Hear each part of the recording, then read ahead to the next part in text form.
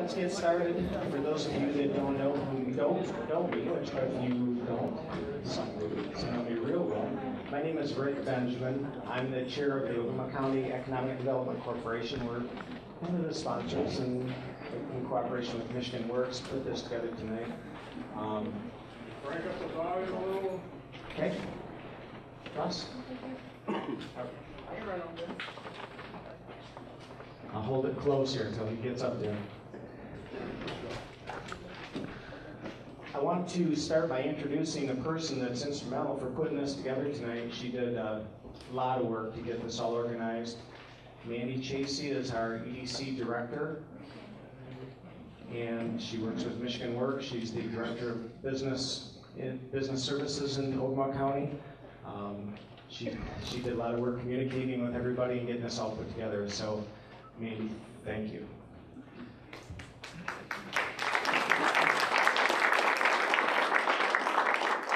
A couple of little housekeeping things before we get started. Please, if you have a cell phone, turn it on vibrate or something so that it's not disturbing to the speakers and the rest of the audience. I really appreciate that. Tonight's event is being filmed by M33 Access. Their website is m33.com. This may be airing in the future. Right now, it's all in the works to have them go live and have a town hall type meeting. So if that happens, you'll be able to see yourself hopefully on TV. They're headed that way. I'm going to talk about the format, how this is all going to be done in a few minutes. Like I mentioned earlier, if you have questions, we're not going to open up questions to the floor for obvious reasons. We could be here all night. So if you have questions, rather than duplicating questions, put them on the card, and then we're going to be reviewing those so that the same question isn't asked over and over again. That's the game plan for tonight. I'm sure you don't want to be here any later than we absolutely have to be. They've got a ton of information to go through, and they're condensing, all the speakers here have condensed everything down to keep the time limit as low as we can. So please keep that in mind. I'm going to have a timer on everybody, so their time speaking is going to happen and it's going to be done. At the end of the program is when we're going to answer questions, not during their presentations. So let me start by introducing the speakers. I'm going to go down through these if you didn't get a flyer.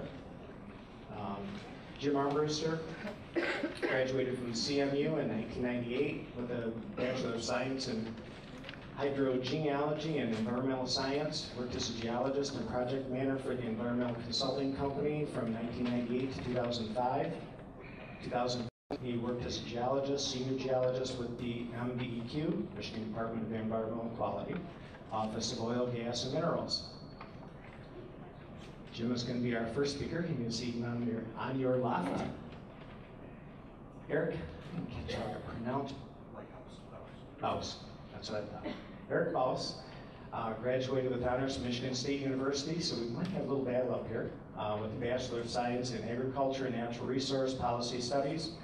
Eric is a registered landman with the American Association of Professional Landmen. Has worked as a landman since 2008. He recently took the position of Field Director for Energy and Depths Michigan campaign in July.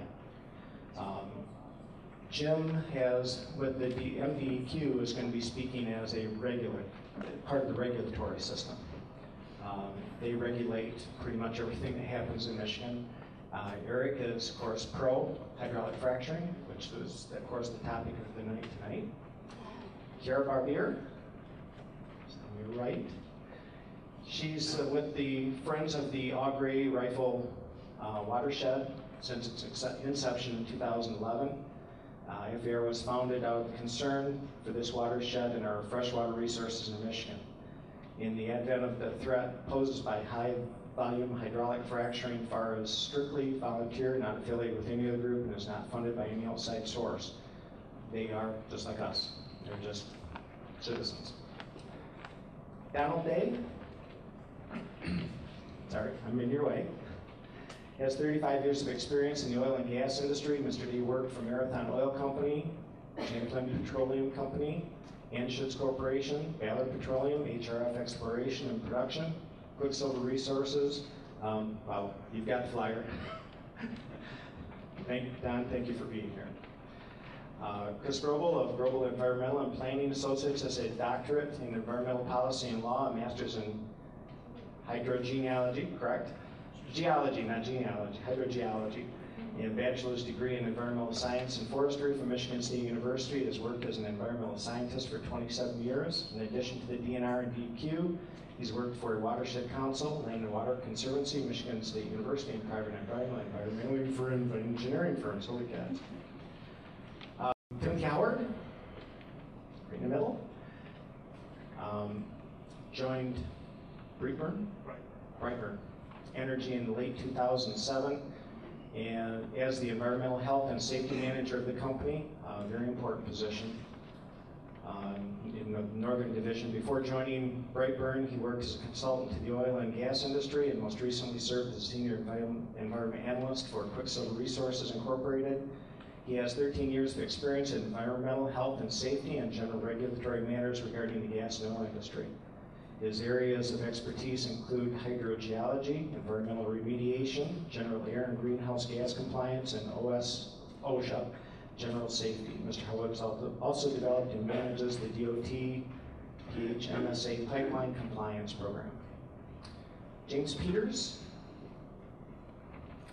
Jim holds a degree in civil engineering from Michigan State University. Mr. Peters began his 31 years of experience in the gas and oil industry.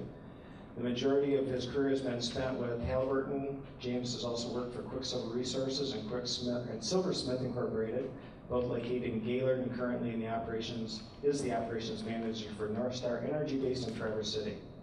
Jackie Rose. Jackie's been with the Friends of the Augury Rifle Watershed since its inception in 2011, and I've already explained when they were founded, so on and so forth. And of course, volunteer basis purely. Very important to know. And of course, myself as moderator. Again, I'm going to be watching times and so on, and we'll get things rolling here so you can get a ton of information. And we're on a time where we're going to start with Jim. So Jim, you have the floor. Okay, as Rick said, my name is Jim Armbruster. I'm a geologist Can't hear you. for the Office of Oil, Gas, and Minerals for the Department of Environmental Quality. And what I'm going to talk tonight about is oil and gas development in Michigan. What I'm going to try to do here is, if anybody that's seen me talk before, is quite a bit, and it typically takes 45 minutes to an hour. I have to condense it into 20 minutes. So we're going to be skipping around quite a bit, and I'm going to try to focus on just a couple of key pieces of information that I think we're really here to talk about tonight, which is how, at least for me, how the Office of Oil, Gas, and Minerals regulates the oil and gas industry through Part 615 of Michigan's environmental laws. This is Part 615 and the rules that are published along with Part 615. What you don't see here is another book that's about 4 or 5 times as big at least. That's additional guidance that the Office of Oil, Gas, and Minerals has passed throughout the years that you could really consider amendments to this. And what they are, they're letters of clarification, supervisor's instructions, things like that that really provide extra layers of regulation on the oil and gas industry so that the oil and gas industry can go ahead and harvest Michigan's minerals in a way that would be protective of both you and the environment. And I will get into, towards the end of my presentation, one specific one we passed last year concerning the large volume hydraulic fracturing, which is really the topic of the night. So to get started here, just a little quick Michigan geology. Right up here at the top, you have the base of the drift. Okay, the drift is anything that's not consolidated. It's all the sand and stuff, sand, clay, gravel, right beneath your feet. In this area, the drift is about 200 to 400 feet in thickness. It's where your fresh water is located. If you have a water well on your property, that's where your water well is. In this area, one of the main formations that people are looking at right now that's causing, one of the main reasons we're here tonight is because people are trying to see if they can make the A1 carbonate a productive formation. This is where the A1 carbonate is located in connection or in stratigraphic column to the base of the drift. Around here, that's about 8,000 plus feet. Just for reference, there's just over 5,000 feet in a mile, so this is about 1.5 miles straight down. And you have all these different layers of rocks and minerals and salts and anhydrites that separate this formation from the fresh water up here. What you don't see on here is anybody who lives in this area, I'm sure is familiar with oil wells. There's a lot of oil wells in this area, and most, even some here in town. And the oil wells that you see around this area are predominantly, you can't see on the slide here, right about right in there. So there's about 200 or 300 wells in this area that produce out of these couple of formations right here. We're going to skip permitting. Right now, there's a rig setting up not too far from here. Again, if you're from this area, you're probably familiar with this site. This is what an active drilling site might look like.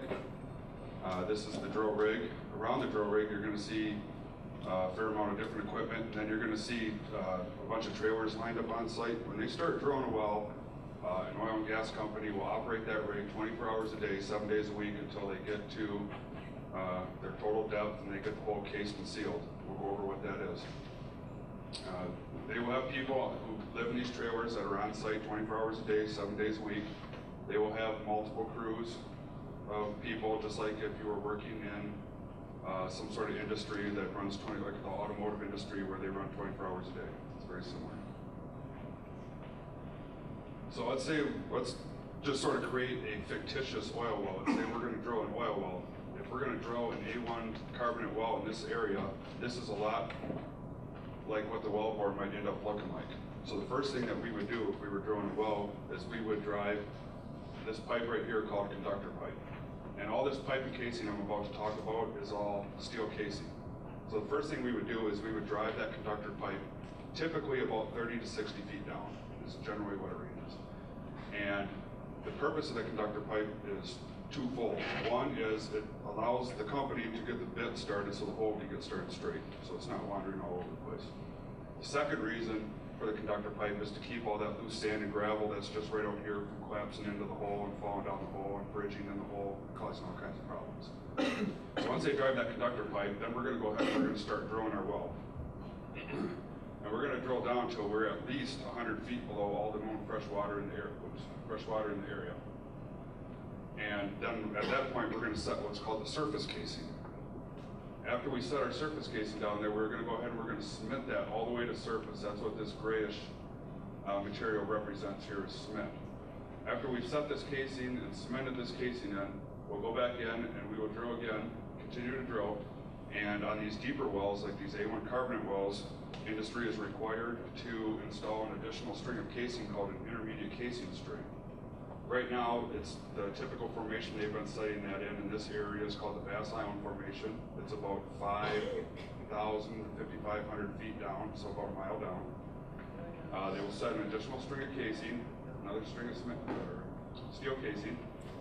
They will then go ahead and they will cement that casing in. On that casing, they're required, the minimum they can put in is 500 feet of cement, linear feet of cement.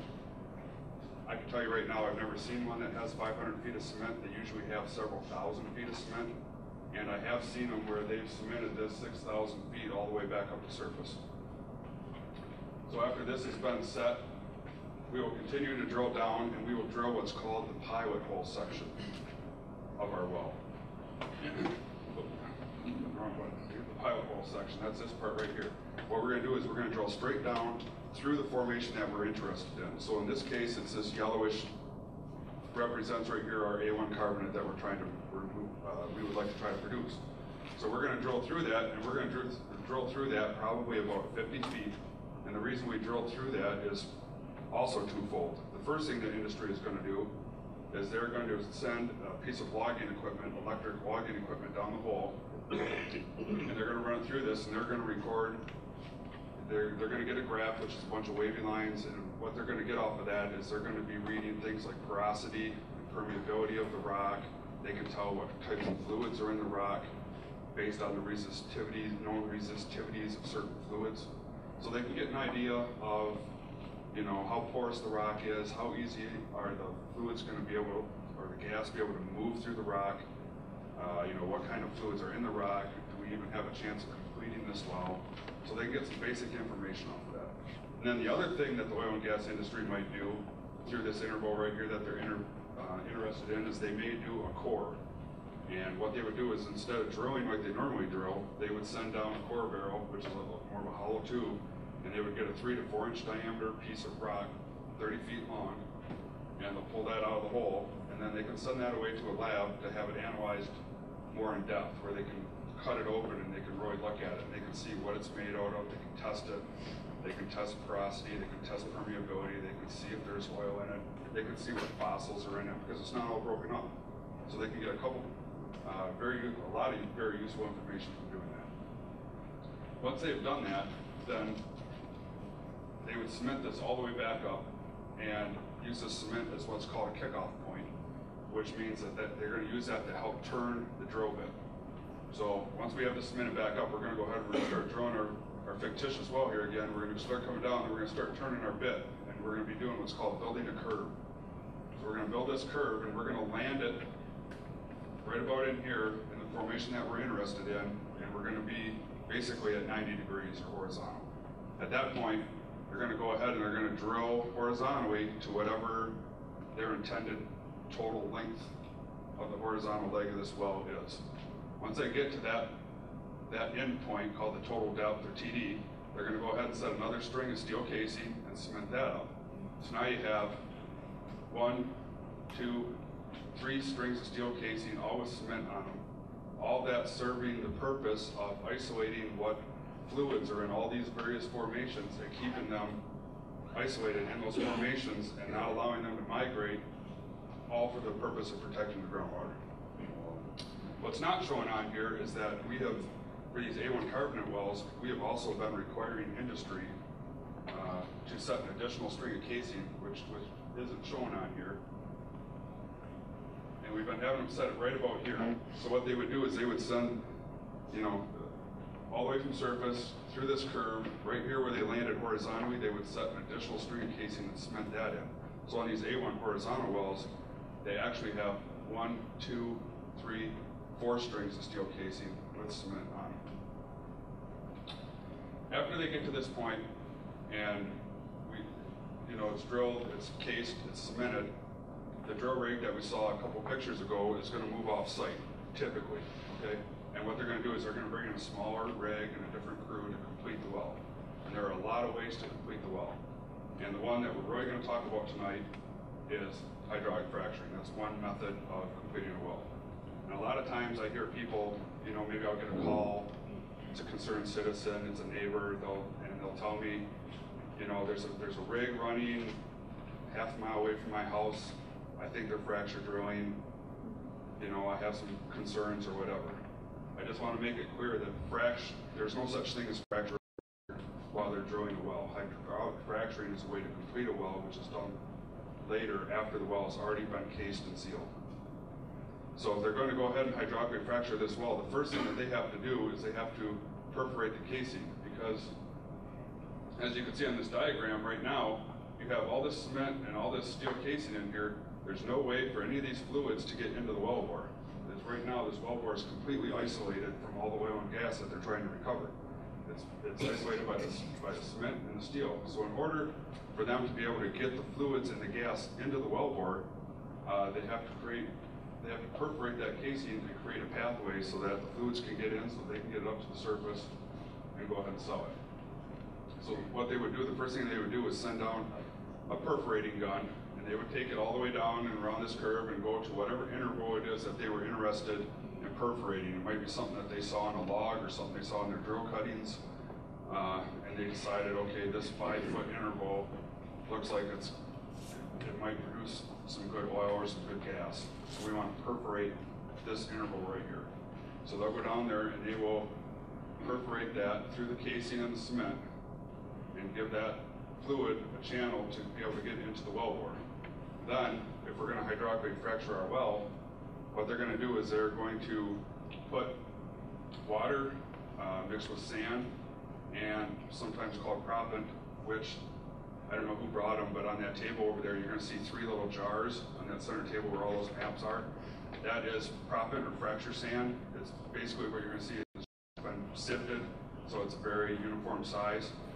And they mix that with water and some chemicals, and they pump that under pressure through these perforations that they created. It goes out through these perforations with the intent of either widening or expanding the existing fractures that are in that rock, or if they're lucky, creating a few new fractures in that rock and pushing that proppant out into the rock to give the oil and gas that's there a pathway to be able to get to the wellbore. The reason they put the proppant in it is because of all this massive rock that is on top of this is pushing a lot of pressure straight down. So if they don't put the proppant in there, the sand in there, as soon as they let off on the pressure up here at the surface, that rock is just going to fold in on itself and it's going to go right back up and all the fractures are going to be gone. Because they're only fracturing, you know, when they say they're fracturing a formation, they're not fracturing it feet wide, you know, they're fracturing it millimeters or centimeters. It's not very much. And you can see by that sand, it's very, very fine sand. So they can get into those fractures. So if they don't put that in there, that rock's just going to go right back up and those fractures aren't going to be usable pathways. So why is hydraulic fracturing so big right now? It's not because it's new, right? It's a technique that oil and gas industry have been using since the 40s. They've been using it since the 50s here in Michigan, since 1952 actually. So the oil and gas operators have been hydraulically fracturing wells in Michigan for about 60 years.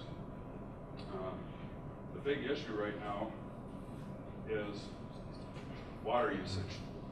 And the difference between what's been done in the past, most hydraulic fracturing in the past typically takes 30,000 to 100,000 gallons of fracturing fluid and material.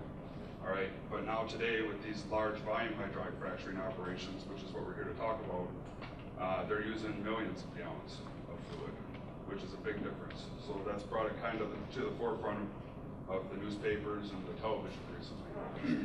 So in order to stay on top of that, because we must be a proactive agency, before we ran into any problems here in Michigan, and what's something that we've routinely done over the years is we will issue additional guidance that I talked about before, additional guidance to our existing rules, and additional regulations that the oil and gas industry needs to follow in order to hydraulically fracture a well. So what we did is we came up last year with Supervisor of Wells Instruction 1-2011.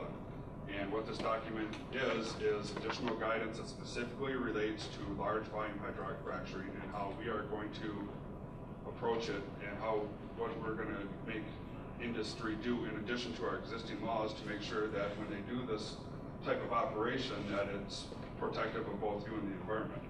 So the first thing we're going to do is obviously it takes a lot more water. So in order for them to be able to withdraw the water, they have to run what's called Michigan's Water Withdrawal Assessment Tool. Yeah, speed it up. What this is this is a program. They're going to enter some data, and then we're also going to enter it at the DEQ, both at Lansing and the district level, to double and triple check their facts to make sure that what they entered is correct and that the output or the information they're giving us is also correct. And what they're going to do is they're going to enter very specific information, like how much water they're going to pull out of the aquifer, when they're going to pull it out, how deep the well is going to be, where the well is going to be, and latitude and longitude. And they're going to enter all that data into this tool. And this tool is going to tell them if that water withdrawal is going to create an adverse resource impact. And what that means is it's going to tell them whether or not that water withdrawal is going to affect any nearby surface water, creeks, streams, anything like that, if it's going to affect potentially or affect their ability to support their fish population. So we don't want them pulling out so much water that it lowers the rifle, let's say, or the asabo, and all of a sudden, you know, the trout die out. So what we're doing is, if they run this program, or we run this program, and it tells us that there's a chance they're going to have an adverse resource impact on that, we will not allow them to pull the water out. Some other things that we've done is, when they're actually doing, let's say they run the water withdrawal assessment tool and it passes. Okay, so they're actually going to do the water withdrawal, they're going to hydraulically fracture the well. In order to make sure that your groundwater is protected at your house and that your well doesn't run dry, if you're located within a distance, quarter mile of their site, we make them install a monitoring well between their water withdrawal well and your water well. And we make them monitor that well when they're pulling the water out and monitor the drawdown to make sure that it's not going to run your water well dry. If you start seeing a change on that, they have to shut it down. We also have instituted very strict reporting requirements. We require them to submit to us all the material safety data sheets for all the chemicals that they're adding to their fracture fluid. And I will go ahead and tell you what we do with them here in just a second. They also have to give us a copy of the service company records, which are the service company records are the people that are actually doing the hydraulic fracturing. So they're going to be recording what they're putting in, how much they're putting in, what pressures they're injecting it at, the times they injected it at. They're going to be recording annular pressures. They're going to be recording all kinds of information that they're required to then report to us. And then the last thing we're going to have them do is monitor their total volume of flowback water. Flowback water is, you need to think of it in this aspect. Whatever they put in there, let's say they put 100,000 gallons of fluid in there, you know, it goes all through those perforations. When you have your casing, you have 100,000 gallons of water blocking the oil and the gas. So they want to try to get as much of that back out as they can get to the wellbore. So we make them monitor how much they get back out, which is typically 25 to 75% initially. They'll get it all eventually. We make them put it in steel tanks and above ground, and then it gets picked up by a licensed waste hauler and it's taken to a disposal well where it's disposed of. In other states where they've had problems like Pennsylvania, where they don't have any disposal capacity like Michigan does, they don't have disposal wells, they just send that water, or did until recently I believe, to wastewater treatment plants that didn't have the ability to adequately remediate the water. So they ran the water through their treatment plant, ejected it into the river, and it was still contaminated, which is one of the reasons why Pennsylvania's having a lot of problems right now. In Michigan, that's against the law, you can't do that. All right. So, wrapping it up. I encourage everybody here to please go to this website down here if you want more information. That's our website. What you're going to see is there's going to be a link on there for hydraulic fracturing. Go ahead and click on that, and it's going to bring up a list of wells. And what those wells, it's www.michigan, spelled out, .gov/OGS. We used to be Office of Oil, or Office of Geological Survey. We just changed our name again, 4th time in a year. So, but that's still our website. So if you go there, it'll bring up a list of wells, and those are all the wells in Michigan that have been large volume hydraulically fractured. So you can click on that well, and what that's going to do is it's going to bring up a list of documents. What those list of documents are is we have scanned and put on our website all the MSDS sheets for all the chemicals that they used in those particular wells. So 24 hours a day, 7 days a week, you can get access to any of that information that you want. The other thing, first of its kind in the nation, is this GeoWeb face, which is also accessible through this website. And if you like transparency, this is what you want to click on. It's a GIS program. It's going to take you to a map of Michigan. You can bring up an aerial photograph. You can go right to your house and see your house on there. Then you can click on one of the various layers called oil and gas. It's going to bring up the wells, all the wells in Michigan. You can click on the well that you're interested in, whatever the closest one is to your house, and it's going to bring up a list of files. And what those list of files are is we've scanned all the paper documents we have in Lansing and out in the field and put them on. You're sitting at my desk rifling through my drawers. Anything that I might have, it's available 24 hours a day for free to anybody in here on the website.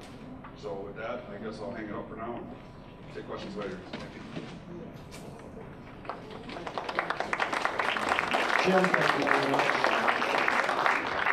I'm sure you can tell he has a lot more to present. There's going to be other presentations around the area. If you don't get the information you need from the website, boy, follow them around and get the information that you need.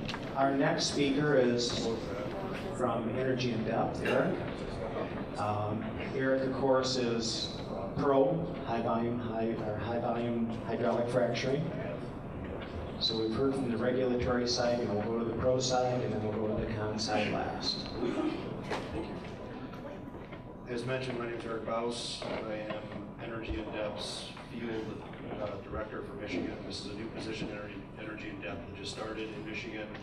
I'm about 32 days into my adventure here, and I come from an oil and gas background that mainly deals with land work. So I've done abstracts in Pennsylvania, oil and gas leasing, curative, well plugging and abandoning operations, anything that has to do with the land side of the business. And typically that is the first encounter you have with the oil and gas industry. Your door, making a telephone call, sending you a letter, typically wanting to buy a lease.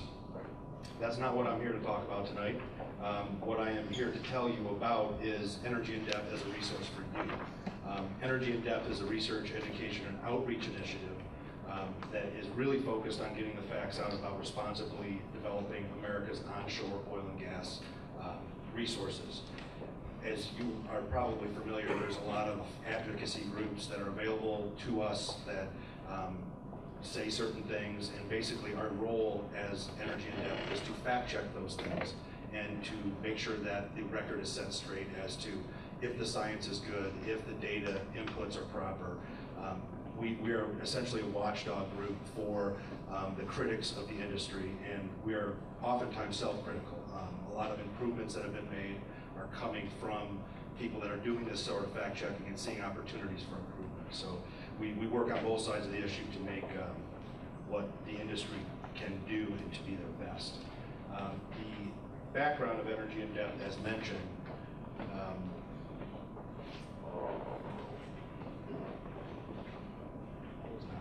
is digging. I think I only got 5 slides, so if you want to sit, get it for me. Created in 2009 by the IPAA, which is the Independent Petroleum Association of America. The IPAA is a member body of hundreds, if not thousands. Again, I'm quite new to this, so I don't have the exact data for you, but the IPAA membership drills the vast majority of oil and gas wells in the country. It is not the Exxon Mobils or the super majors as they're often referred to. It is small businesses. And in Michigan, we have, some people would say between 400 and 600. It depends. Some of those are service companies. Some of those are actually involved in drilling and oil and gas production. Based in Washington, D.C., for a lot of reasons, as is most groups that do this sort of activity, to keep kind of a good pulse on what is happening in terms of legislative action, and the politics are involved in this. It's a coalition. Energy in Depth currently is 30 state oil and gas associations, independent and major producers, and service companies. Anybody that has a vested interest in this.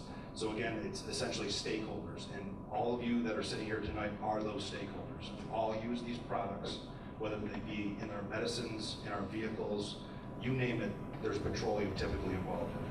So to some regard, I'm here to try to set the record straight for you and all other parties that have a stake in this. We are all stakeholders. We can't get away from petroleum. The organization is primarily responding to, similar to what Jim mentioned, this new unconventional development. Unconventional is the opposite of conventional. Conventional drilling and production of oil and gas typically was we would drill into a large reservoir or a pool. Back in those days, we never turned our well bore other than on a diagonal, and we'd simply suck from a large area that had relatively free-flowing hydrocarbons in it. Now we are producing in what we call unconventional, which is also tight formations, which is something that doesn't flow nearly as easy. And again, that's why we do hydraulic fracturing, to allow for these fluids to flow out of that rock. And because of a lot of the issues mentioned, including water withdrawals, there's been a lot of attention on the industry, and therefore there's been a lot of misinformation. So again, my role here is not to give you a lot of technical background, is to simply introduce you to the resource that is Energy in Depth.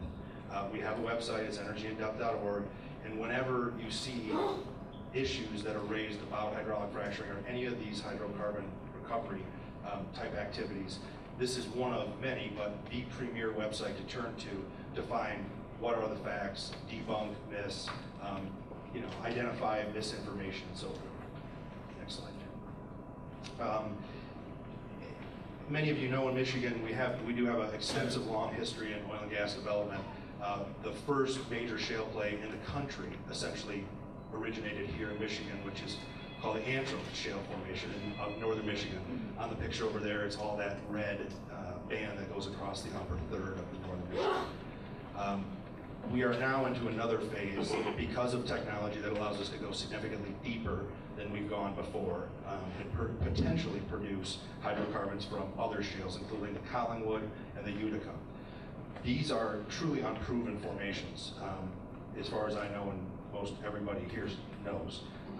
We do not have major production. We have about 10 wells drilled. So until we get production, this could simply go away because we can't harvest this hydrocarbon. It doesn't work. There's other factors that include economics, that it's too expensive to get these hydrocarbons out, and they don't return profit that would justify this sort of adventure.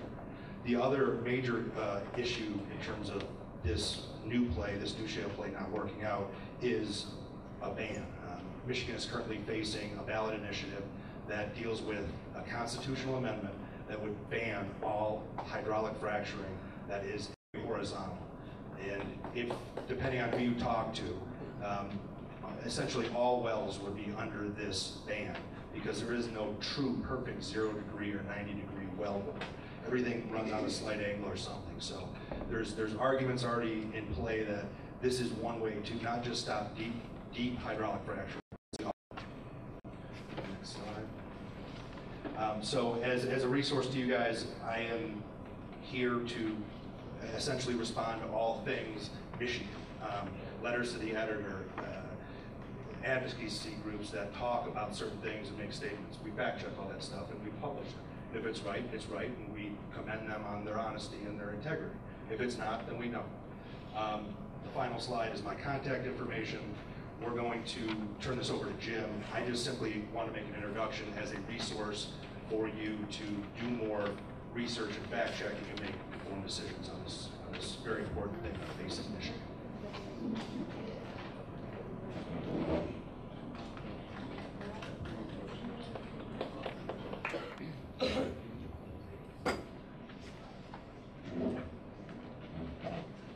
Good evening. Everybody hear me okay? Boy, am I glad to be here. I think of the alternatives. No, I'm very happy to be here. I've been in the industry for over 31 years. I'm a Michigander. I grew up on a farm in southwest Michigan. I've lived in northern Michigan now for about 25 years. So I've done a lot of things in the oil and gas business. I have designed and supervised hundreds of fracturing operations in Michigan and several other states and basins.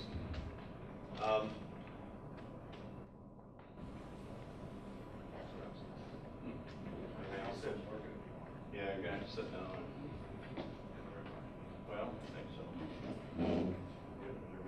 Oh wait, help. You think you push the up arrow, not the down arrow. So here's the overview I'm going to try to get through. We talk about oil and gas production in Michigan, why natural gas, job and economic impact for Michigan, hydraulic fracturing, that's why we're here, and I got a short video, animated video drilling and completing a horizontal well. And there's the map of Michigan. Those are all the wells that have been drilled. You know, for the most part, it gives you an idea of where they've been drilled. The red indicates gas production, the green indicates oil production. There at the top, you can see the Antrim Fairway. There's over 10,000 Antrim shale wells still in production.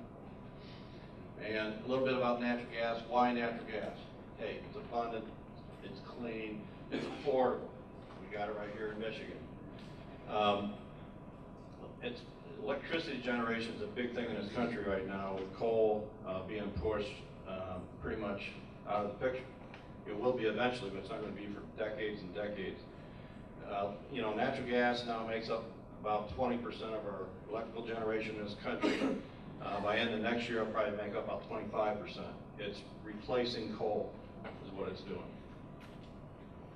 How we use natural gas. Currently, the big piece of the pie there is industrial. Okay, cheap natural gas is going to give us an edge, get manufacturing back in this country. It's going to make it a lot easier to build a product here versus buying it from China. Electrical power, again, is 30%. Transportation is just a little piece up there. That's going to change tremendously in the coming years. And I bet you didn't know that 80% of the homeowners in the state heat their homes using natural gas. 80%. Do you know, I mean, basically, we've been at this in Michigan for 90 years. A long time, since 1925. Taking care of ourselves, we supply about 22-23% of the natural gas we use in Michigan comes from Michigan. And it's been an income generator for, you know, for most of those years, and essentially we now have 4th generation oil and gas people working in the state. Talk about jobs for a minute. Directly, about 10,000 jobs for our industry. Indirectly, about 23,000 jobs. okay? $2.6 billion of total labor income. We generate about $5.7 billion of value-added economics. These are huge for Michigan. Energizing Michigan's economy, home state production benefits our economy and communities. Essentially about $78 million annually in taxes to local governments. $50 million to state and fees and severance taxes annually. More than $80 million to private landowners. $1 billion to Michigan Natural Resources Trust Fund and State Parks Endowment Fund. Learn a little bit about Michigan Trust Fund. That's solely funded from the oil and gas industry. And that was essentially back in the 70s when Shell wanted to drill in the Pigeon River area, and there's some pushback from environmental groups in the state of Michigan. They all got together and they formed this trust fund, the only kind like it in the country. Every county in the state of Michigan has benefited from this trust fund.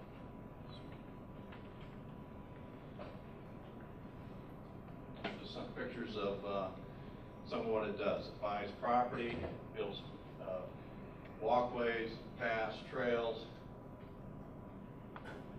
Hydraulic fracturing is what it is not.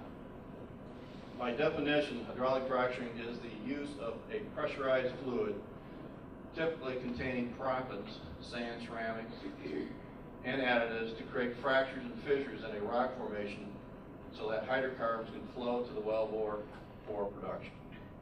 In a nutshell, that's what it does. Water use. I mean, you know, that's the big issue, but then again, you put it on a scale of how we use water in the state, and it's not. About 99.5% is water, about 0.5% is additives. Water and sand is 99.5. About 0.5% are additives.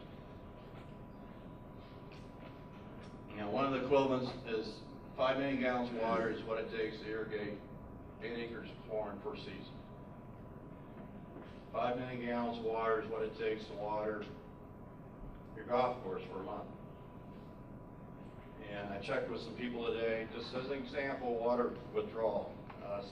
City of Lansing pulls 24 million gallons a day out of wells. Kalamazoo about 19 million a day. City of Grand Rapids pulls in 39 million gallons a day from Lake Michigan. That's just a few towns. You got to put it in perspective. Michigan approach, 60 years experience. We have fracked over 12,000 wells in the state.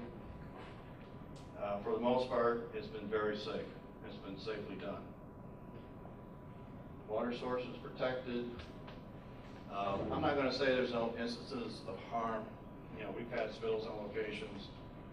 We've had other things happen, but you know, we live and we rectify and we move on. That's what our industry is very good about. It chases technology. We're also, you know, we're regulated in state and federal compliance, and we are a role model for the rest of the country. We really are. What is shale gas? Essentially, it's dense rock formations. Shale is a sedimentary rock. It's compact silt, organic material. It's thousands of years old that is fossilized. And I think Jim talked about the A1 carbonate. It's not a shale, it's carbonate. Very hard carbonate, limestone.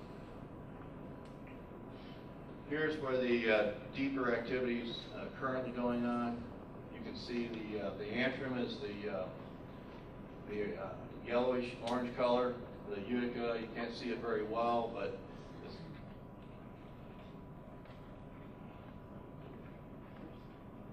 essentially the Utica production to date. The drilling has been right here in these two counties.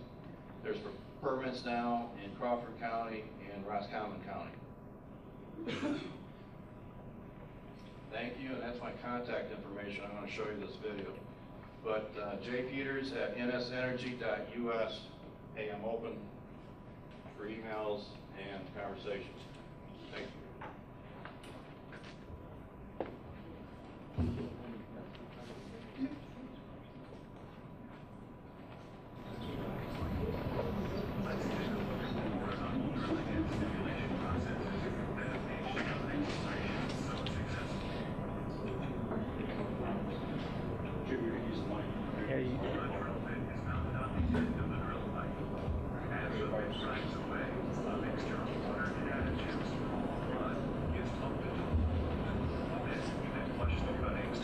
process. The mud also cakes on the walls of the wellbore, keeping it intact. Similar to a vertical well, the hole is drilled to just under the deepest fresh water near the surface. The drill pipe and bit are then removed. Surface casing is inserted into the drilled hole to isolate the freshwater zone and also serves as a foundation for the blowout preventer, a safety device that connects the rig to the wellbore.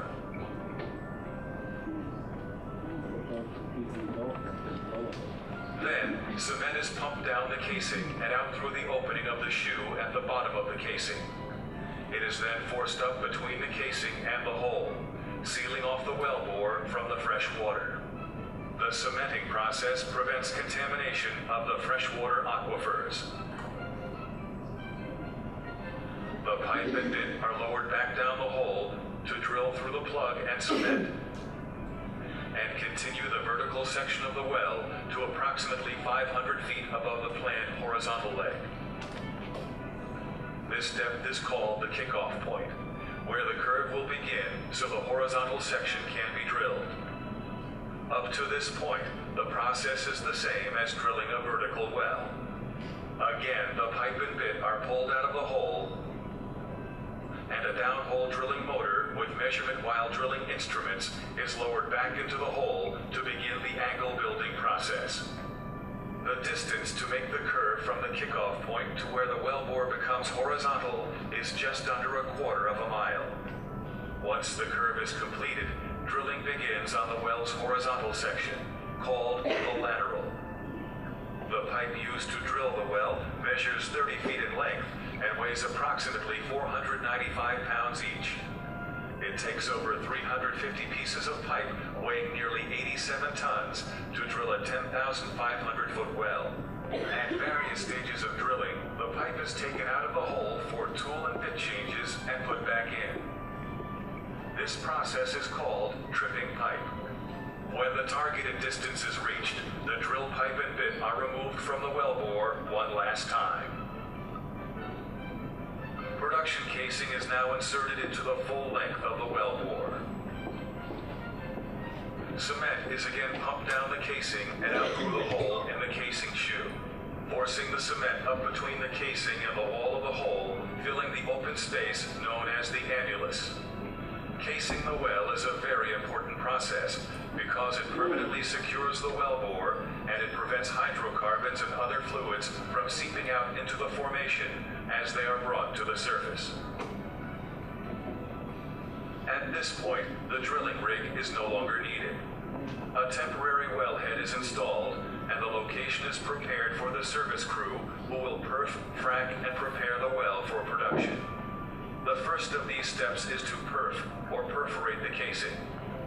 A perforating gun is lowered by wire line into the casing to the targeted section of the horizontal leg. An electrical current is sent down the wire line to the perf gun and sets off a charge that shoots small holes through the casing and cement and out a short distance into the shale formation. The perf gun is then pulled out of the hole. Next, because the shale is tight or compressed, the well will have to be fracked. Known as hydraulic fracturing, this is a process where water, sand, and additives are pumped into the wellbore and down the casing under extremely high pressure. As the mixture is forced out through the perforations and into the surrounding rock, the pressure causes the shale to fracture. This creates a fairway connecting the reservoir to the well and allows the released gas to flow to the wellbore. Next, a temporary plug is placed at the heel or left side of the first stage frac. The plug closes off or isolates the perforated and fracked section of the wellbore so that the second stage section of the horizontal leg can be perforated and fracked. Tight reservoirs do not contain natural fractures and therefore cannot be produced economically without hydraulic fracturing. The permeability is increased by providing pathways through which gas can flow more easily. With advancements in technology, multi-stage fracking has become the standard for tight gas reservoirs. This process of perfing and fracking can be repeated several times to cover the entire horizontal distance of the wellbore. Once fracking is completed, the plugs are drilled out, allowing the gas to flow up the wellbore.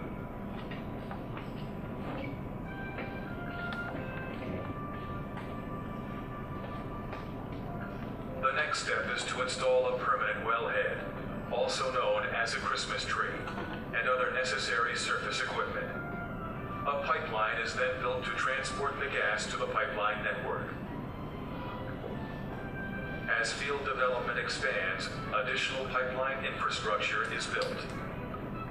Thanks to the vision and persistence of those who have perfected these new technologies, shale plays across the U.S. have become an innovative and highly productive source of new energy for our country.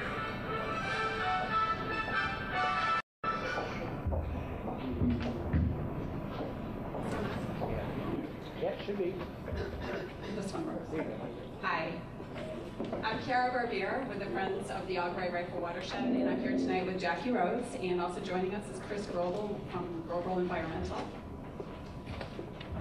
In a short period of time, a lot of attention has been paid nationally and internationally to one new mining technology. There is a reason for this, and that is what we're here to talk to you about tonight. It is called high-volume hydraulic fracturing, or commonly referred to as fracking, a word that's probably new to most of you here tonight, or relatively new. The information just presented has blurred the lines between old and new and left out many important facts. So here's what we have to bring to you tonight. Fracking is very different from the traditional hydraulic fracturing in that it uses 5 to 8 million gallons of water instead of the 30 to 100,000 gallons. More complex chemicals totaling 25 to 160,000 gallons instead of 100 to 1,600. And it requires more than 5,000 loaded truck trips and a large amount of space. It is extremely invasive to the tranquility of the countryside as well. Michigan is surrounded by 21% of the world's fresh water. And Jackie, actually, could you back up? There you go. 21% of the world's fresh water and 90% of the fresh water in the United States. This water is essential to life. Our local watershed, the Augury Rifle Watershed, encompasses 3 counties, Aranac, Ogama, and Iosco.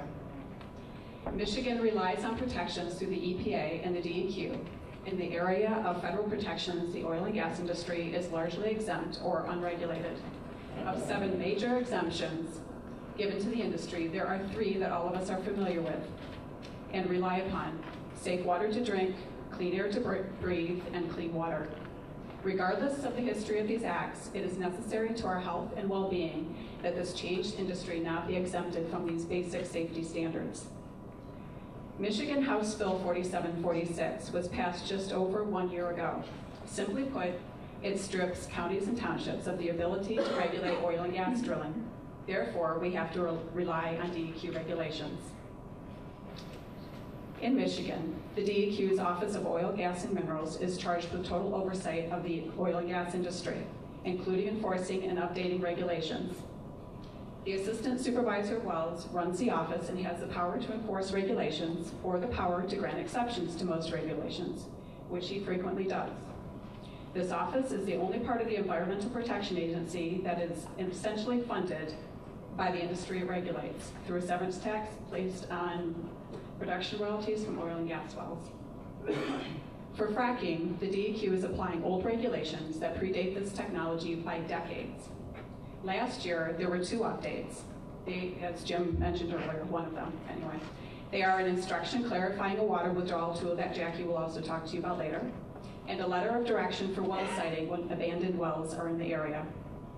With 28,000 active wells and only 22 geologists, this means each person must visit almost 5 wells a day.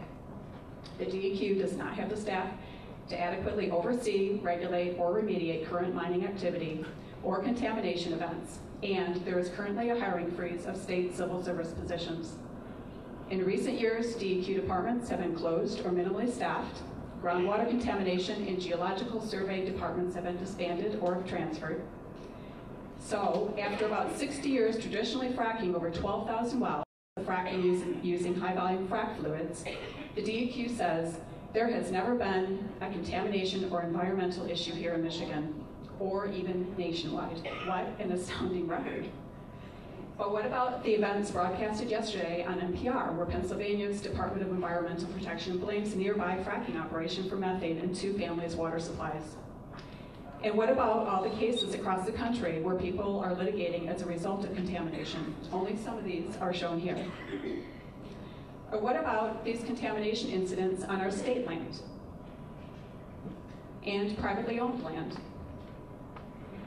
And what about the 3 contamination events that we know of have occurred since 2010? A large component of contamination are the chemicals used for fracking, which are generally stored at the drilling site. We don't know what all of them are, because if the industry chooses, they can be given trade secret or proprietary status under a loophole exemption. The DEQ only requests this information if there is a spill. Material safety data sheets are required on site only for quantities greater than 10,000 pounds, and many chemicals have been rated as hazardous, although many proprietary blends don't carry an OSHA rating because they haven't been tested for toxicity. Emergencies do happen, but we are not able to protect our first responders, hospital staff, or anyone who may come in contact with an accidental spill because of the trade secret status of these chemicals. This also prohibits you from conducting a complete baseline testing for your water because you don't know everything that should be tested for, and that burden of proof is on you. Of the up to 160,000 gallons of chemicals used for one well, some that the industry don't show on their household chemical list includes carcinogens such as benzyl chloride, naphthalene, and volatile organic compounds such as benzene, ethylbenzene, toluene, and xylene, which in even minute quantities can cause irreparable harm in the form of neurological effects and cancer. In Pennsylvania and New York, where a great amount of fracking has taken place, research shows that drinking wells located near the gas extraction sites, on average, have 17 times more methane than those located further away. In response, New York's Department of Environmental Protection has posted these warning signs by public drinking sources. And for those of you who can't read over there, perhaps, it says, "This water is most likely safe. If you have any concerns about contamination due to hydraulic fracturing, expose the water to a flame." But how is that methane or the other chemicals getting into the water? Chris?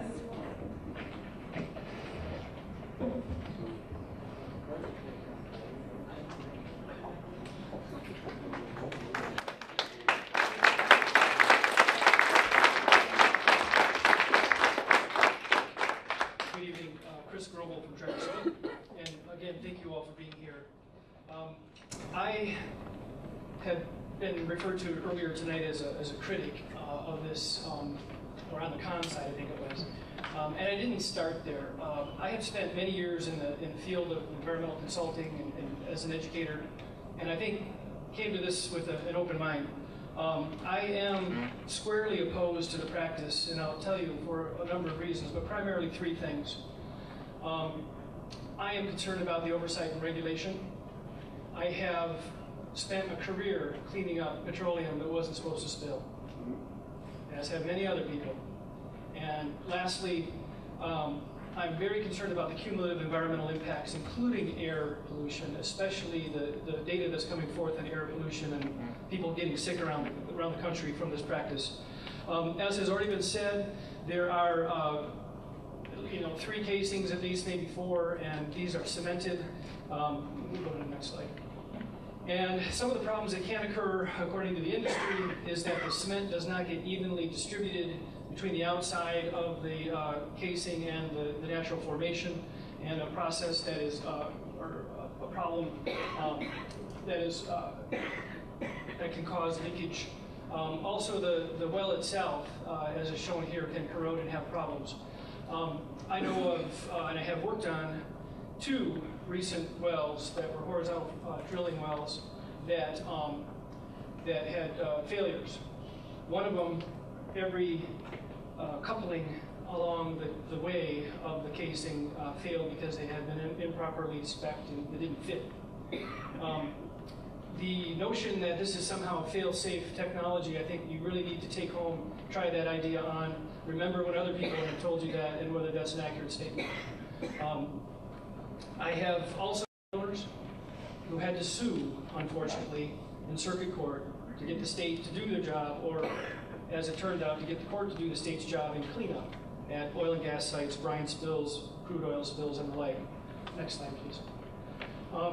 Other problems that can occur with casings are corrosion over time. And this is really, I guess, another thing that I really need you to try on, is that it's really not the wellhead, even though we now know that they have failed, but it is really everything else that is the primary source of environmental risk. The pipelines, the handling, the storage tanks. I have spent days and days as a state employee on truck spills coming from frac sites, conventional frac sites. Problems do occur, spills occur. The data that do exist out there show that about 80% of the problems in the industry nationwide are the human error factor and not the mechanical stuff. Next slide. This is hard to see, but this is Oklahoma County drilling units. As you all know, there's been a history of drilling here, as there has been across the state. We have some nice things to look at here tonight, the presentations. The whole business really got started, in my opinion, with the State Pioneer well, one of the first, that went in Missaukee County. And it went in and produced for a month or so about 2.5 million cubic feet of gas. It did not produce well over time, and as my understanding, is not producing much or at all today.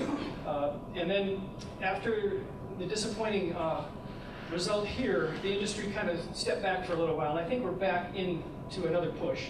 We've seen a number of these deep and unconventional wells going in here recently. Somewhere between 10 and 12 has been discussed tonight, are in. And again, we know that at least 2 of them have had problems. Next slide, please.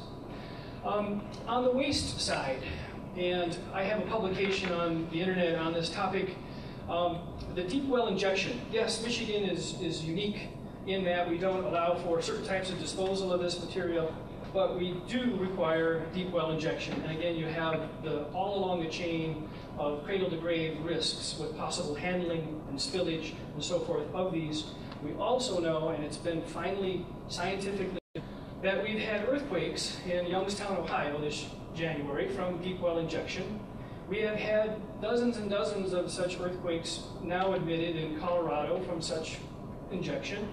We know that deep well injection of waste in the Port Huron area has actually emerged as waste flowing up on the other side in Sarnia. This is far from a technology that is fail-safe.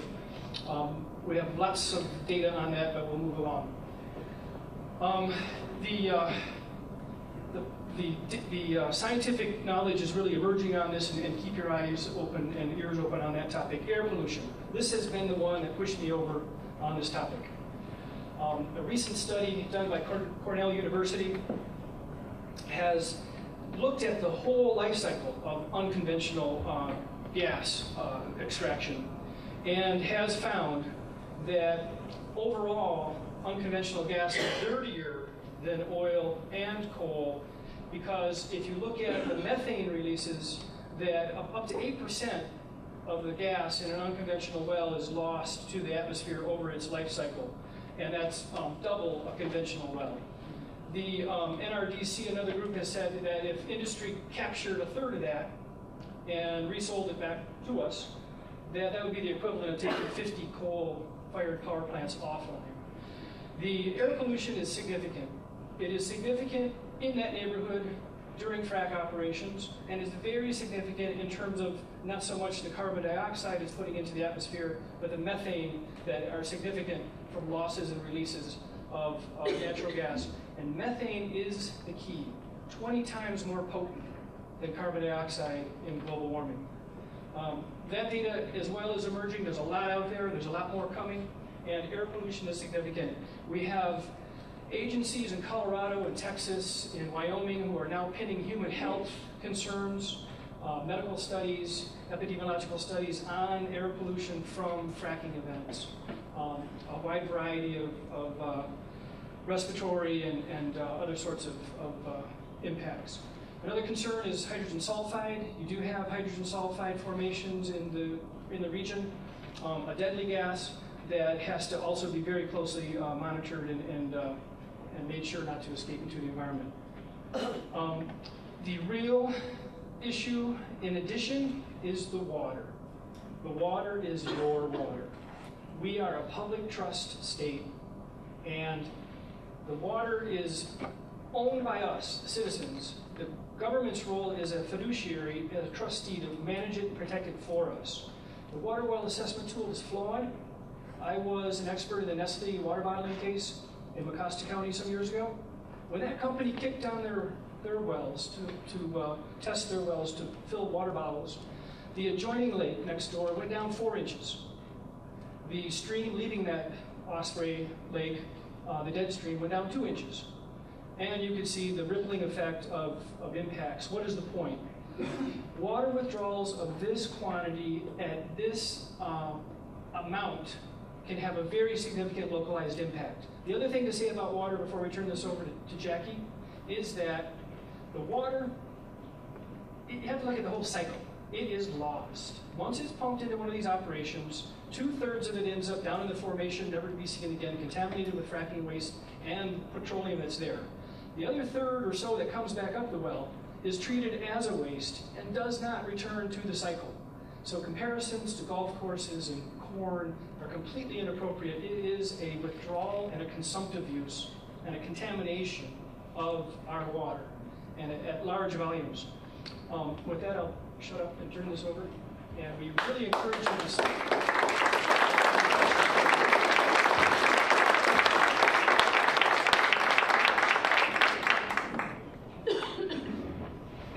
I'm Jackie Rose. I'm going to first talk about the water that will be used for fracking. In addition to the federal exemptions Kara spoke of earlier, the gas and oil industry is exempt from Michigan's large quantity water withdrawals well statute. This new mining process uses millions of gallons of water per fracking event, and as Chris explained, unlike water used for irrigation, this water is going to be permanently withdrawn from your aquifer and the hydrological cycle. The state currently requires drilling companies to use the Water Withdrawal Assessment Tool, or the WAT. Upon investigation, we have learned that the only thing the WAT is designed to gauge is whether the water withdrawal will impact a cold water stream or river enough to affect the fish that live there. That's it. It does not take into account any other nearby existing large water withdrawal wells, the effect on any wetlands, or site-specific aquifer conditions.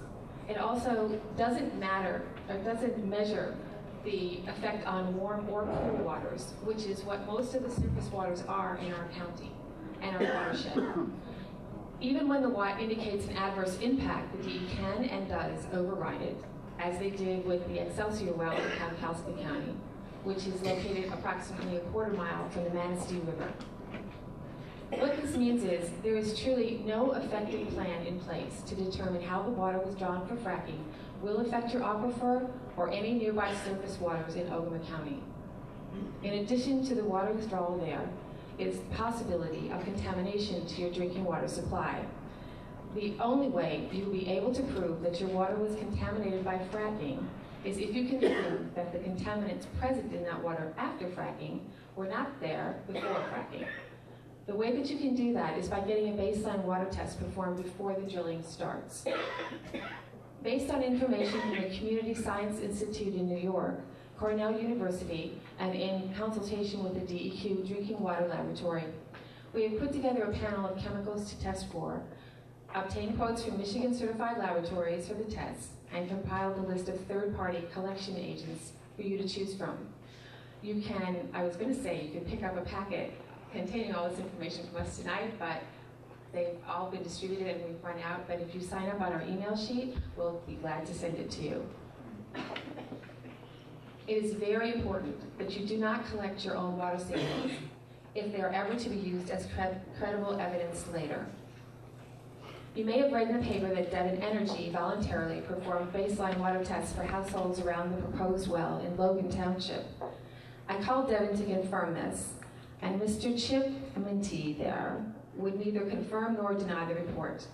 I then spoke to one of the residents who told me that 2 people from a lab in Traverse City did come to her house and did take water samples. They did not leave a card or any other documentation with her, nor did they tell her what they were going to test for, and they haven't provided any results of those tests. It's important to remember that whoever pays for the tests owns the tests. So this mining technique that we're talking about this evening is not an abstract concept happening far away from here. Devon Energy has obtained a permit for a well which will utilize the horizontal hydraulic fracturing process on Henderson Lake Road, just north of M55 in Logan Township. Devon has also pulled a permit with the Ogama County Road Commission to begin constructing access roads and clearing land for a drilling site on Greenwood Road, just east of Cranberry Lake Road.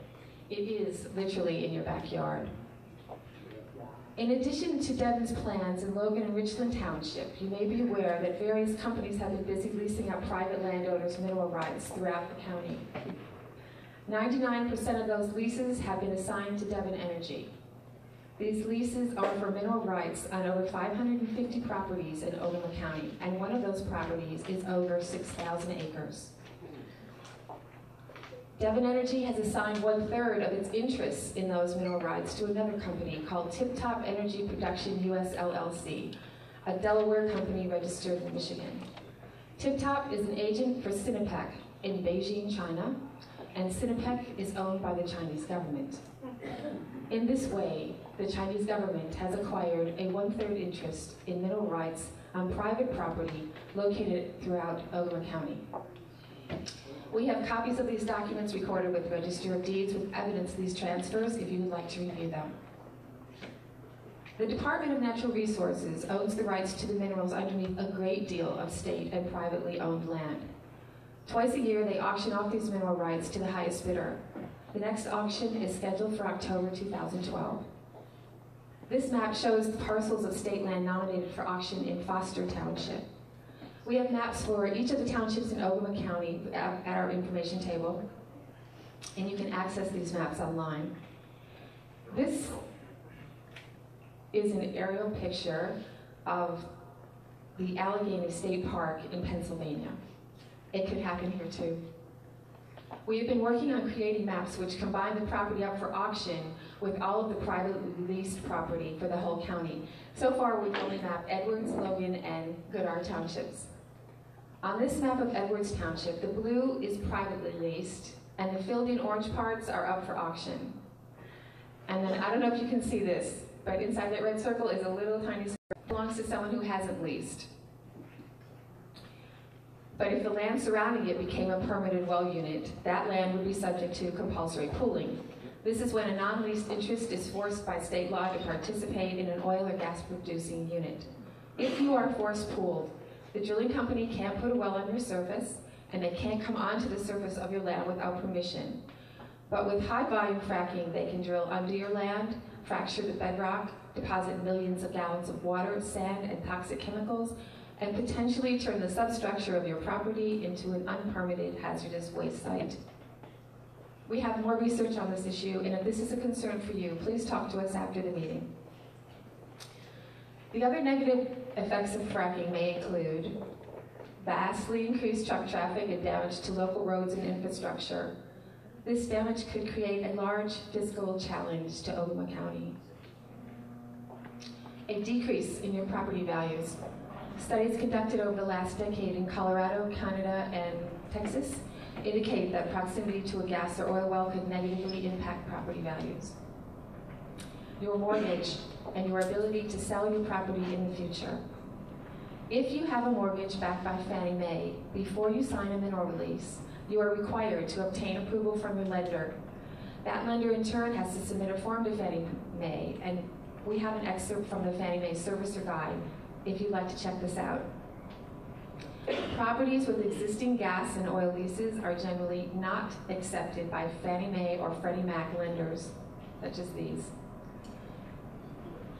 Nationwide Insurance sent out a press release in June of this year to state that they would not cover any fracking-related losses.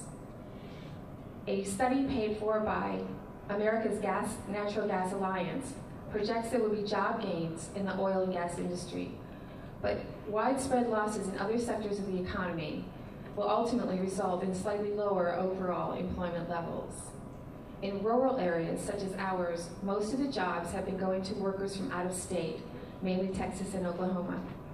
This industry brings in temporary workers who live in temporary housing until the play is over and then they are gone. They bring an increase in petty crime and drug trafficking, how long a well will produce or how long a play will last. The Pioneer well in Missouri County, as Chris explained, ceased active production in about 3 months. In short, a natural gas boom may bring some short-term income and jobs, but it is not a long-term plan for stable economic growth. We also hear a lot about how fracking will help end our dependence on foreign oil and gas. Let's look at the numbers for a second. You can see from this chart that both pre-fracking and post-fracking, the U.S. production of natural gas exceeded our consumption. Note that our exports more than doubled in the same period. As of May of this year, there was over 875 billion cubic feet of natural gas in storage in Michigan alone. As of August 2012, there was over 3 trillion cubic feet of working gas stored in the U.S. You can see from these numbers that there is no urgent need to produce more natural gas for American consumption. What can you do? In the face of all we have heard tonight, what can you do to try to protect yourself, your water, and your land? Get your baseline water testing done prior to drilling in your area. Get involved with your legislatures. The upcoming election and whom you send to the Michigan House of Representatives in November will play a very important part in what gas and oil policy will be in this state over the next 2 years. Get involved with action with friends and neighbors. Attend your county commissioners' meetings and your township meetings to express your concerns. Working with local municipal government can work. West Bloomfield Township in Michigan just passed a 6-month moratorium on fracking to give their board time to assess, evaluate, and enact local ordinance to address fracking within their borders. Vermont has banned this mining practice. New Jersey and New York both have moratoriums in place. Whole countries in Europe have banned it. The one thing that we hope you take away from this meeting is that what you learned here tonight will be your future. Please sign up on our email sheet if you'd like more information and visit our table. Thank you all so much for coming tonight, and thank you for caring.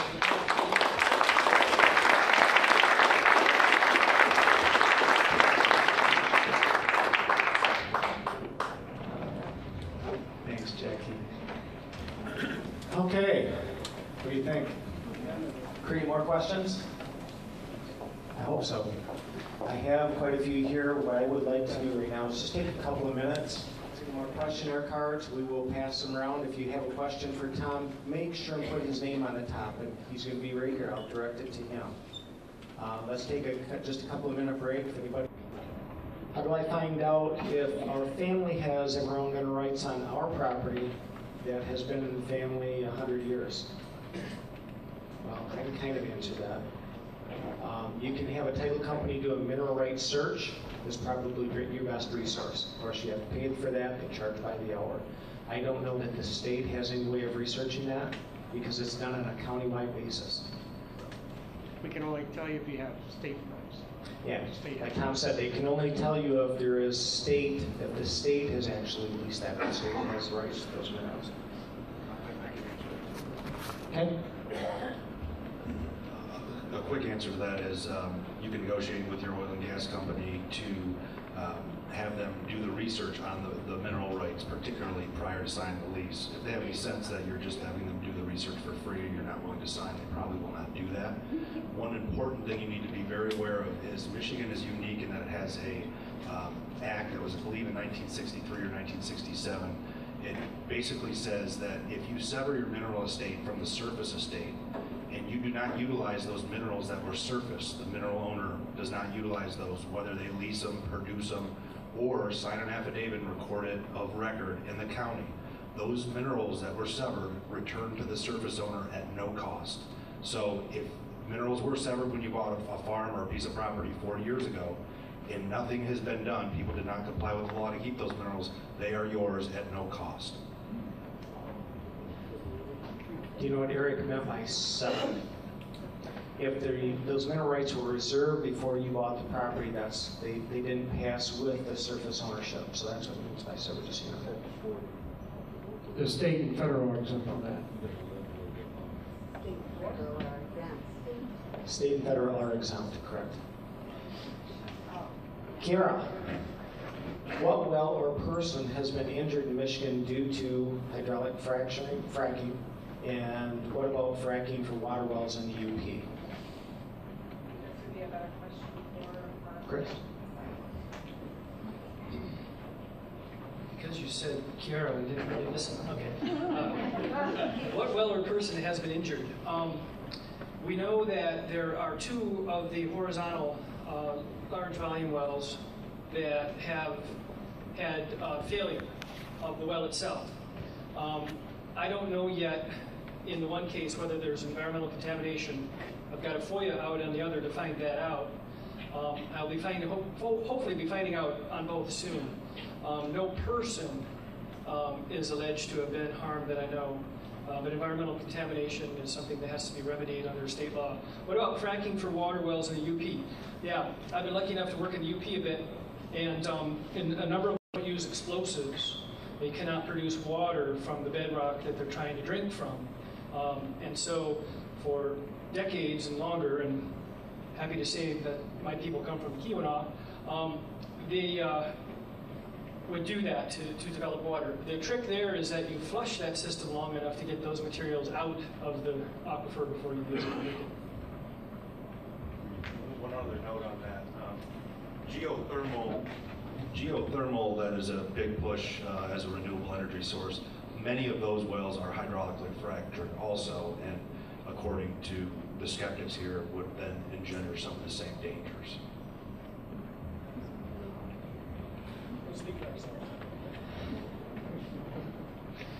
This is directed to Chris.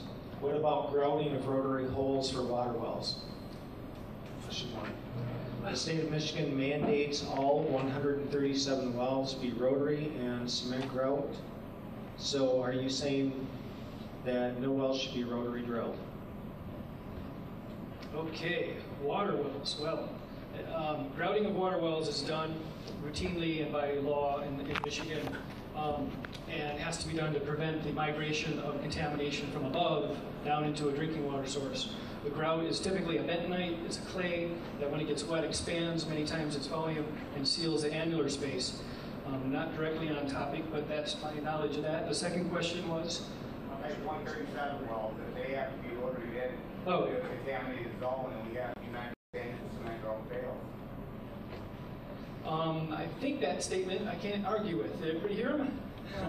I don't know the question. The question is, yeah, I don't have no opinion on that. Anybody else? Now, water wells are, typically grouted with bentonite gel. That's a sealing agent.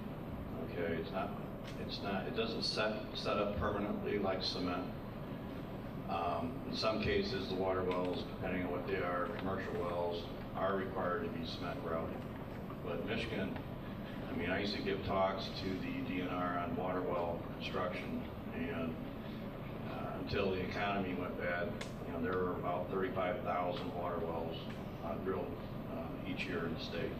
So, but you don't hear about too many instances of failure. This isn't directed, but I think Jim probably would be the best one to answer this. How can you drill through the aquifer and not pollute the watershed? What are the adverse effects on the underground aquifer? Well, again, on the surface casing, they typically use a bentonite gel to thicken the water to carry the drill cuttings out. Same thing they use to drill a water well. Bentonite is essentially a clay. So a clay is not going to contaminate a clay layer, because that's what you're drilling through: clay and gravel and sand beds. With the increased number of wells going in or being reopened, how is the DEQ handling oversight and inspections? Will there be more inspections?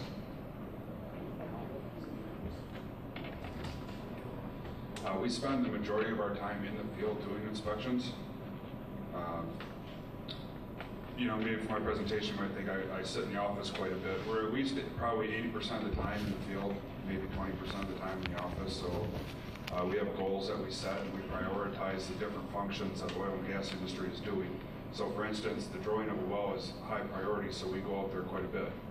A well that maybe that's been operating already for 30 or 40 years is lower priority, but we try to get to that type of well at least twice a year.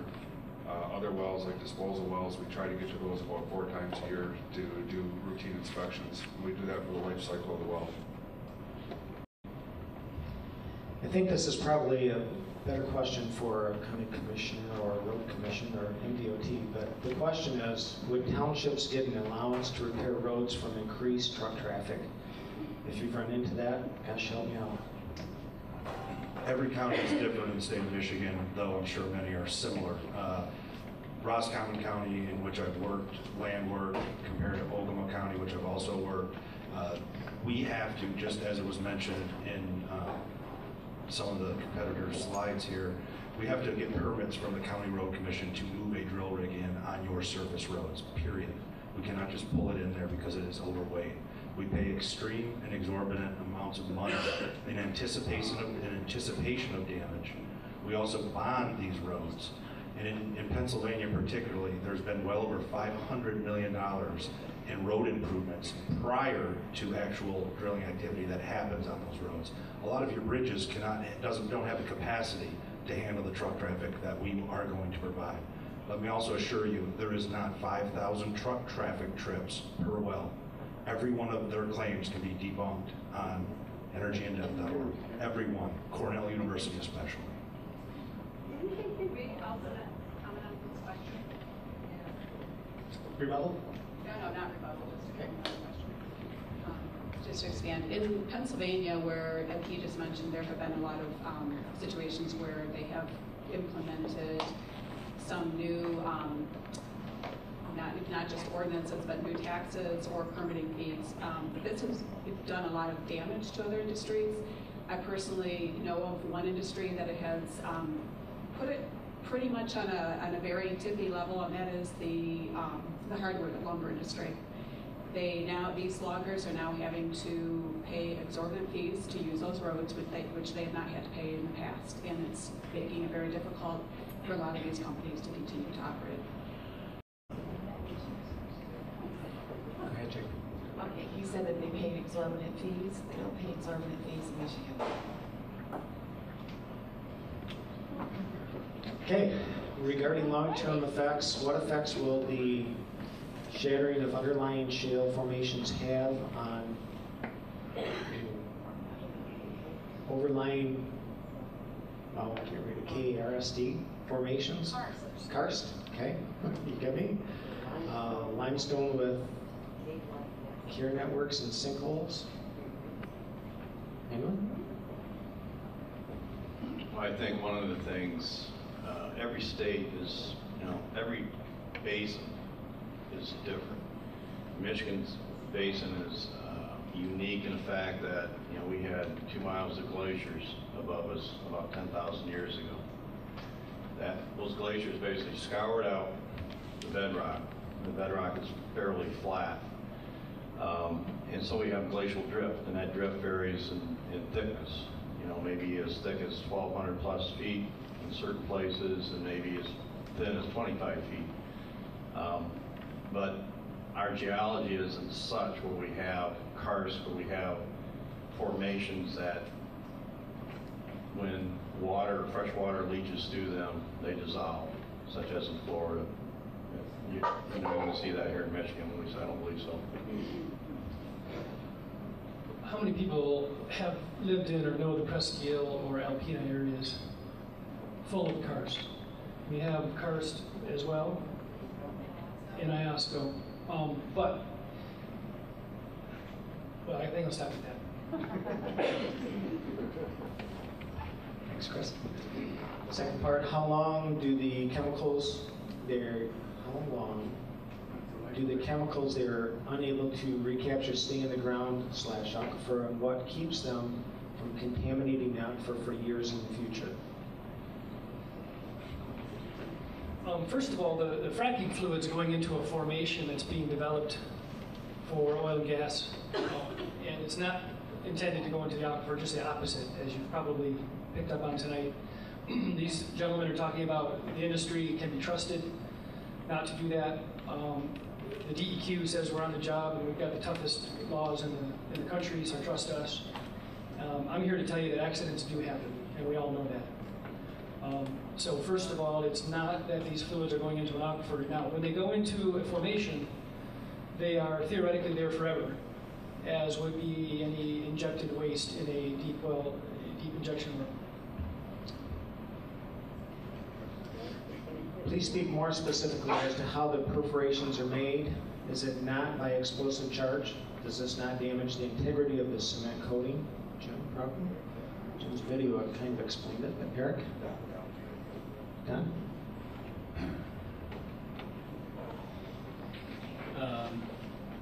Basically, it's a high pressure jet. Not really an explosion per se, but it has a lot of power behind it. It's going through steel. I can't hear you. Oh, Speak up, please. the perforating gun has charges in it that create this high pressure jet that cuts through the steel and cement. Obviously,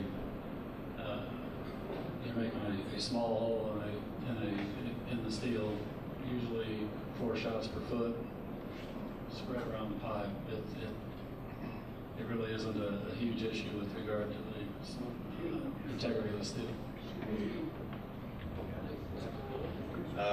Where they perforate is what you're trying to do is get to the formation. So, if it destroys the cement sheet at the zone perforating, it's not a big issue. It's what you're trying to do. How many local people does the fracking company here have on staff to keep them operating? How many are trained, available, and qualified to do this?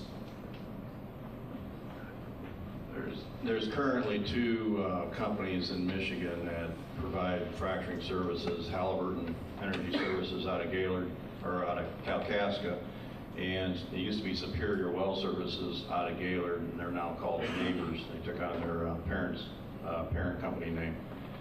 And I would say that each of those companies probably employ somewhere around 60 employees, plus or minus. These employees, and typically they're in Pennsylvania or North Dakota and Bakken Shale working. They go where they need to go, but they still try to base them here. On the logo and the Richland well sites, the construction company is J&N Construction out of Gaylord. I did call them today. They have not added any new employees for this construction. This is for the DQ. Does some of the Michigan National Resource Trust Fund go to the employees' salaries? If so, how much? Joe? The answer's no. Nothing to the DQ. Nothing to the DQ. It would be the DNR that runs the National Resources Fund. Okay. Tom, do you have anything on that?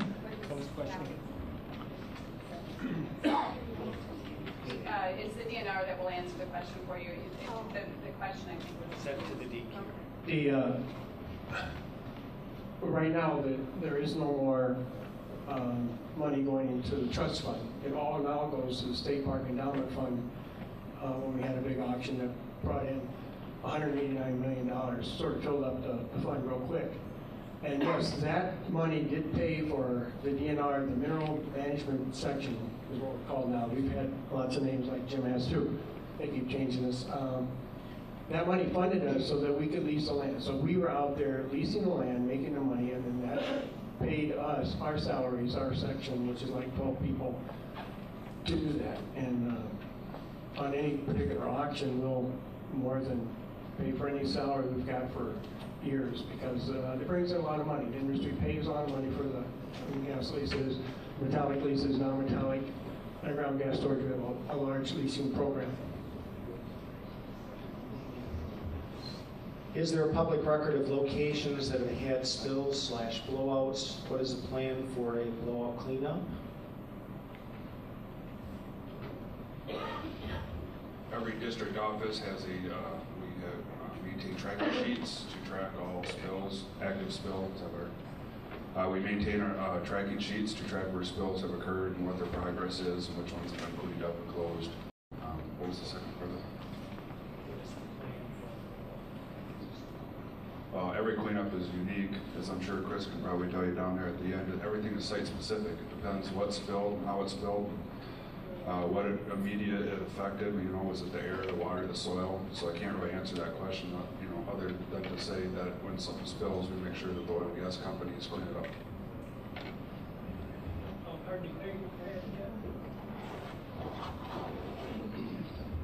This is one of the areas that I have a great deal of concern about.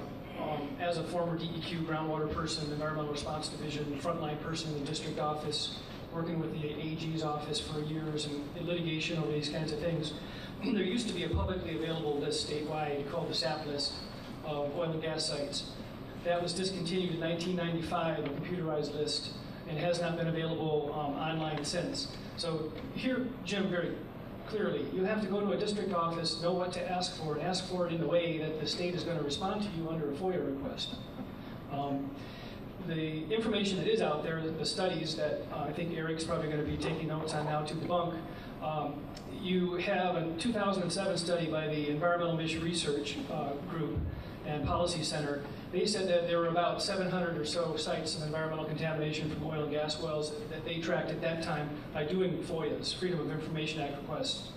An additional study by the Alliance for the Great Lakes in 2001, the track record is not good. 25% of the oil and gas sites had groundwater contamination. 61% of those had not had any investigation at the time into the groundwater extent and nature of groundwater contamination. They knew it was present. 21% had no action. 2% had been cleaned up. 2. Average of 13 years before interim response, meaning the first response to keep the stuff out of people's wells and the like, and 0 of the gas of the groundwater contamination sites have been cleaned up. It's hard to find out this information. Here's another little story. I worked for 3 landowners in Otsego County in a suit against Shell Oil Merit Energy, whose wells had been knocked out by releases from a oil and gas processing site. That plume had traveled nearly 3,000 feet, 1,000 feet wide, several hundred feet thick, had been there for 30 years. I went and read the DNR file in Gaylord, DEQ file in Gaylord rather, and they had 61 releases that they knew of, and still the thing had not been controlled or cleaned up. Again, 3 landowners had to go to court, went along with the anglers for the Osalo and sued one of the biggest oil companies in the world just to get their water wells replaced, remediated. They asked for their homes to be bought out. So, you know, let's be real about what we're talking about here and what the track record is. The Hayes 22 CFP is the site, matter of record. And, you know, they do qualitative cleanups by and large under the oil and gas program. They'll go out and sniff, they'll go out and look. If it looks okay, you know, they'll say you're done. Well, every other spill in the state is managed under other rules, or one in all of its administrative rules, where you have discrete soil samples, discrete groundwater samples for the chemicals of concern and the indicated parameters before you get a cleanup. Very different for the oil and gas industry in Michigan. That is a problem. That policy needs to be changed, and it is reprehensible when you bring it down to the individual homeowner level, when you get stuck having to force a cleanup that should have been done by the oversight of the regulators. I can get a bit quiet, okay. I was going to tell you about my farmer friend, but I won't. We appreciate it, though, Craig. Don't want you to think we don't appreciate it, Chris. Okay. Who will benefit from the sale? Will it be us, or will it be sold to other states? We only get 20%. Will that change if moved or our land is tapped? I don't totally understand that. Let me read it again. Who will benefit from the sale? Will it be us, or will it be sold to other states? We only get 22%. Will that change if moved or land is tapped? We're talking about the gas, because you can assume 22% of what we produce in Michigan, things like that, well, you should include it. Well, when the gas is treated and enters an interstate pipeline or goes to local distribution, once it's sold into that pipeline, and then it's a molecule of gas. It goes wherever it goes. The state of Michigan is one of the largest natural gas storage states in the country. We can store up to about 690 BCF of gas. We have major pipelines running through the state. We have major pipelines that come across Canada, across the UP, across the Straits of Mackinac, down to Sarnia. We have major pipelines that come all the way from the Gulf of Mexico. So essentially, once you sell that gas, once we process it and put it in a pipeline, it can go in any direction at any given time. Kind of following up on that a little bit, this is a little different to us, but what chemicals are the additives in our transport pipelines above ground? This is the last question. But This is the last question. the only thing in methane has a spec. It has, natural gas has a spec. It has to comply to be sellable to the end user. And the only additive that I'm aware of is a mercaptans, which is put in there so you can smell it if there's a release. It's very, very concentrated, and then if you have a release or somebody is doing some trenching, hits a residential line, you'll smell it immediately. It smells like rotten eggs. It stinks really bad. That's the only chemical that I'm aware of that's added to natural gas. And that's both a state and a federal requirement, PHMSA/DOT on the pipelines. Like the second part of that, our transport lines above ground, now most of your gas transportation lines would be below grade, unless it's a valve station or something that would require it to be above grade. One more, Mandy, sorry. This one's repeated a few times in here. So most of the other questions I have kind of been answered, not totally specifically, but is the company doing the fracking liable to replace my water well when it goes dry? Who feels best qualified to answer that? I think I covered that pretty well in my presentation with the safeguards we have in place. We make sure that that doesn't happen with the monitoring well. Monitoring it during the withdrawal, that is all geared towards not happening. It's literally impossible due to a frac operation to make your water well go dry. Fracking and water well dryness aren't even on the same page, essentially. If a water well is contaminated by an oil and gas company, if it's contaminated by me, if it's contaminated by our moderator, we're all liable for that. And oil and gas companies have no exception to strict liability of their actions. None. If we do something, we're going to be held liable for it. I could be wrong here, but I think what they were more leading to is if the water that you're using for the fracking process, wherever you obtain that water from, if that water that you're drawing to use in that fracking process dries up to a well, where do you get the water from? Again, that's a liability issue. The water management tool is used to prevent that. I've never heard of that experience since the water management tool's been in place. If we did do any sort of harm, particularly for an agricultural operation that has a well that produces a lot of water for its crops, and we injure them in some way by denying them their ability to water those crops, we are liable for that. We cannot escape liability. If we do damage to an aquifer, if we dry it out, we have to make them whole. And if that includes damages, that's one thing. And if we have to replace the well to make it a producing well again, that's another. Chris? Yeah, just one thing quickly. It often is the case that a landowner is going to bear the burden of somehow proving that there's that causal nexus, if you will, that connection between water withdrawal in one place and impact in another. Those are very difficult cases. A retired librarian fought the Nestle Corporation. $250,000 was raised by people like you locally to fight that fight. $250,000 just to get them to do the right thing. The other thing is, back to where we started, make sure that if you get involved in signing away any leases or any lease rights to your subsurface, that damage clauses are tight, and you work with a good attorney who has done these before, so that if contingencies like that come up, you know who's going to respond and when, because it's in your contract. My experience is if you wait for the state to make you whole, I mean, you know, people like me, we charge about $150 an hour in court to help you get whole. That's no way to go. The attorneys, it's 3 or 4 times that. Again, thanks everybody. I hope you realize something from tonight. I hope it fulfilled your desires.